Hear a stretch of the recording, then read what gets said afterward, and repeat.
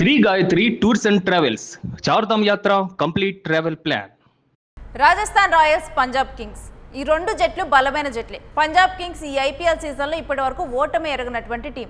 ఇక రాజస్థాన్ రాయల్స్ చూస్తే చాలా స్ట్రాంగ్ టీం, కేవలం ఒక 2 మ్యాచ్ల్లో మాత్రమే ఓడిపోయింది.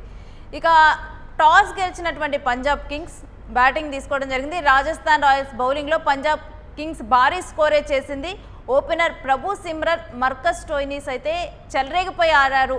హాఫ్ సెంచరీలు చేశారు ఇటు స్టోయినిస్, ప్రభు సిమ్రన్ ఇద్దరు కూడా. ఇక చివరి 2 ఓవర్లలో ఇటు స్టోయినిస్ అయితే చాలా బాగా ఆడాడు. 22 బాల్స్లోనే 6 సిక్సర్లు 4 4లతో చితక్ కొట్టేశాడు. ఇంక ఈ మ్యాచ్లో ఇటు మార్కస్ 62 ఆడాడు. ఇక కీలక ఇన్నింగ్స్ ఇటు ప్రియాన్స్ ఆర్య, కోహ్లీ, కెప్టెన్ అయ్యర్ వీళ్ళు ముగ్గురు కూడా కీలక ఇన్నింగ్స్ ఆడారు.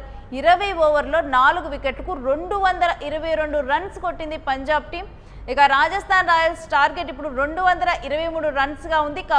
ఈ మ్యాచ్ మీద కంపేర్ చేస్తే కనుక చాలా ఉత్కంఠ నెలకొందని చూడాలి. ఇరు జట్లు కూడా చాలా స్ట్రాంగ్ జట్లు అవ్వటము. అలాంటిది రాజస్థాన్ రాయల్స్ బౌలింగ్లో కూడా ఓటమి ఎరిగినటువంటి పంజాబ్ కింగ్స్ 222 ఒక భారీ స్కోర్ని నిలిపింది. రాజస్థాన్ రాయల్స్ చాలా స్ట్రాంగ్ టీమే. మరి ఇప్పటి వరకు ఓటమి ఎరిగినటువంటి పంజాబ్ని ఓడిస్తుందా? ఈ 223 విజయ లక్ష్యాన్ని చేరుకుంటుందా ఏంటి అనేది చాలా ఉత్కంఠ కలిగినటువంటి మ్యాచ్గా ఈ మ్యాచ్ మారింది. ఇక ఈ మ్యాచ్ అనాలిసిస్ మా ప్రతినిధి సత్య అందిస్తాడు.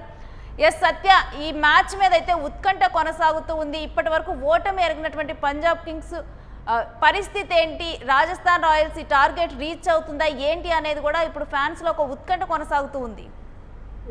ప్రధానంగా రాజస్థాన్ రాయల్స్ రియాన్ పరాగ్ టాస్ గెలిచి ముందుగా బౌలింగ్ ఎంచుకున్నాడు. ఎందుకంటే ఈ పిచ్ కొంత మరి ఏదైతే వ్యూ వచ్చే అవకాశం ఉంది కాబట్టి ఆయన టాస్ గెలిచిన తర్వాత మరి బౌలింగ్ ఎంచుకున్నాడు. బ్యాటింగ్ లో వ్యూ వస్తుంది కాబట్టి బౌలింగ్ చేసేటప్పుడు ఇబ్బందిగా ఉంటుంది కాబట్టి సెకండ్ బ్యాటింగ్ నుంచి కొంత అనుకూలంగా ఉంటుంది కాబట్టి మరి బౌలింగ్ ఎంచుకున్న పరిస్థితి ఉంది. అయితే పంజాబ్ నిర్ణీత 20 ఓవర్లలో భారీ స్కోర్ అయితే నమోదు చేసింది.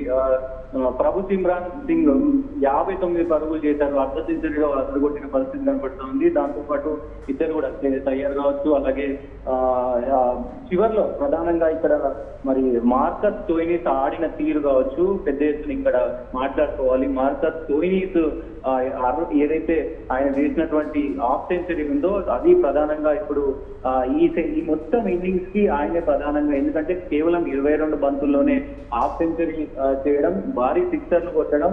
ఎందుకంటే బ్యాట్ మీదకి ఖచ్చితంగా బాల్ బ్యాట్ మీదకి వస్తా ఉంది. బౌండరీస్ కూడా చాలా చిన్న బౌండరీస్ కాబట్టి హై స్కోరింగ్ మ్యాచ్ ఉంది. అది నన్ను అడిగితే దాదాపు ఇంకా కొంత మరి ఈ 222 కాదు 240 250 పరుగులు చేయాల్సినటువంటి స్కోర్ ఈ స్టేడియంలో. ఎందుకంటే బౌండరీస్ కొంత తక్కువ ఉంటాయి, 69 మీటర్ల వరకే బౌండరీస్ ఉంటాయి కాబట్టి కొంత స్కోర్ మరి ఇది తక్కువనే చెప్పుకోవచ్చు. వాళ్ళకు ఉన్నటువంటి బ్యాటింగ్ ఆర్డర్ కూడా చాలా స్ట్రాంగ్ గా ఉంది. ఇప్పటి వరకు ఎక్కడ కూడా ఓడిపోని పరిస్థితి ఉంది కాబట్టి ఖచ్చితంగా కొంత మంచిగా ఆడినప్పటికీ కూడా మరి రాజస్థాన్ రాయల్స్ కూడా అదే తరుణంలో ఉన్న పరిస్థితి కనబడుతుంది. చాలా బ్యాటింగ్ స్ట్రాంగ్ బ్యాటింగ్ ఉంది వాళ్ళకు కూడా, వాళ్ళ ఆట తీరు కూడా చాలా చక్కగా ఉన్న పరిస్థితి కనబడుతూ ఉంది. సో ఈ ప్రధానంగా ఏదైతే రాజస్థాన్ కి సంబంధించినటువంటి వాళ్ళు ఏదైతే యశ్ రాజ్ పుంజు కావచ్చు వీళ్ళిద్దరు 2 వికెట్లు తీశాడు. అలాగే చోప్రా ఆర్చర్, బర్గర్ 0 వికెట్ తీసుకున్నారు. పెద్దగా ఆకట్టుకునే పరిస్థితి అయితే కనబడుతుంది. కేవలం 4 వికెట్లే పోయిన పరిస్థితి ఉంది. అయితే బ్యాటింగ్ ఆర్డర్ ఇక్కడ రాజస్థాన్ రాయల్స్ ప్రధానంగా చెప్పుకోవాలి. బ్యాటింగ్ ఆర్డర్ ఖచ్చితంగా చాలా స్ట్రాంగ్ గా ఉందని చెప్పుకోవచ్చు. ప్రస్తుతం వైభవ్ సూర్యవంశీ అలాగే యశస్వి జైస్వాల్ ఇద్దరు ఓపెనర్లు దూకుడుగా ఆడుతున్నారు.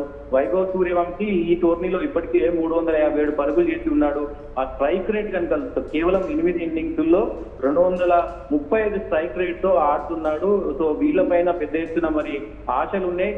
వైభవ్ సూర్యవంశీ, యశస్వి జైస్వాల్, ధ్రువ్ జుడెల్, రియాన్ పరాగ్, అలాగే దుషన్ చనక, రవీంద్ర జడేజా చాలా స్ట్రాంగ్ బ్యాటింగ్ ఆర్డర్ ఉంది. సో వీళ్ళపైన పెద్ద ఎత్తున మరి ఆర్ఆర్ ఖచ్చితంగా ఈ మ్యాచ్ లో ఆర్ఆర్ గెలిచే అవకాశం ఉన్నట్టు తెలుస్తుంది. అంటే పిచ్ దృష్టి అంటే పిచ్ కొంత డ్యూ వస్తుంది. పిచ్ మరి బాల్ పడగానే బ్యాట్ మీదకి వస్తూ ఉంది. బౌండరీలు కూడా దగ్గరగా ఉన్నాయి. సో మొత్తం కూడా వాళ్ళ బ్యాటింగ్ ఆర్డర్ కి ఈ స్థాయి మరి సరిపోతుందా అనేది కూడా ఇక్కడ ప్రధానంగా ఉంది. యావరేజ్ స్కోర్ వచ్చేసి 212 స్కోర్ ఉంది యావరేజ్ స్కోరు. సో ఇది మరి వాళ్ళు ఇప్పటికే దాటారు. అంటే 212 యావరేజ్ స్కోర్ ఉంటే 222 పరుగులు చేశారు కాబట్టి సో బౌలింగ్ కొంచెం కట్టుదిట్టమైనటువంటి బౌలింగ్ చేస్తే కనుక ఖచ్చితంగా మరి ఈ పవర్ ప్లే ఏదైతే ఉందో పవర్ ప్లేలో కనుక ఖచ్చితంగా ఒక 2-3 వికెట్లు తీయగలిగితే కనుక ఖచ్చితంగా ఖచ్చితంగా మరి ఇటు పంజాబ్ గెలిచే అవకాశం ఉంటుంది. మరి పవర్ ప్లే లో వికెట్లు కోల్పోకపోతే కనుక ఖచ్చితంగా ఆర్ఆర్ గెలిచే అవకాశం ఉంటుంది. ఎందుకంటే అంత దూకుడు బ్యాటింగ్ ఉంటుంది కాబట్టి వైభవ్ సూర్యవంశీ అలాగే యశస్వి జైస్వాల్ ఇద్దరు దూకుడుగా ఆడతారు కాబట్టి ఖచ్చితంగా మరి చూడాలి పవర్ ప్లే లో బ్యాటింగ్ మరి పై చేయి ఉంటుందా, బౌలింగ్ పై చేయి ఉంటుందా అనేది కూడా ఇక్కడ మనం ప్రధాన అంశంగా చూడాలి. దాంతో పాటు బాల్ పడిన తర్వాత బ్యాట్ మీదకి వస్తుంది కాబట్టి బ్యాటర్లకు అనుకూలంగా ఉండే అవకాశం ఉంది. ఖచ్చితంగా డ్యూ వస్తే అంటే సెకండ్ ఇన్నింగ్స్ కాబట్టి డ్యూ వస్తే ఆ గ్రిప్ అనేది బౌలర్లకు దొరకదు. ఏం చేసినా అంటే ఫాస్ట్ బౌలింగ్ కనుక ఖచ్చితంగా బౌలింగ్ చేయాలంటే ఆ 2-3 ఓవర్లలోనే స్వింగ్ అయ్యే అవకాశం ఉంటుంది. ఆ స్వింగ్ ను కొంతమంది బౌలర్లు స్వింగ్ ను యూజ్ చేసుకొని ఆ స్వింగ్ చేయగలిగితే మరి వికెట్లు తీయగలిగితే కనుక ఖచ్చితంగా పంజాబ్ గెలిచే అవకాశం ఉంటాయి, లేదంటే ఆర్ఆర్ గెలిచే అవకాశాలు ఉంటాయి. ఈ మ్యాచ్ లో ఖచ్చితంగా ఆ స్కోర్ కు సంబంధించి మాత్రం ఖచ్చితంగా ఈ మ్యాచ్ లో ఆర్ఆర్ గెలిచే అవకాశాలు కనబడుతున్నాయి. Right, thanks for the match analysis Satya. ఇక ఈ మ్యాచ్ మీద ఉత్కంఠ అయితే కొనసాగుతుంది. ఇప్పుడు 223 రాజస్థాన్ రాయల్స్ ముందర ఉన్నటువంటి టార్గెట్. మరి ఈ టార్గెట్ని రాజస్థాన్ రాయల్స్ ఛేదిస్తుందా?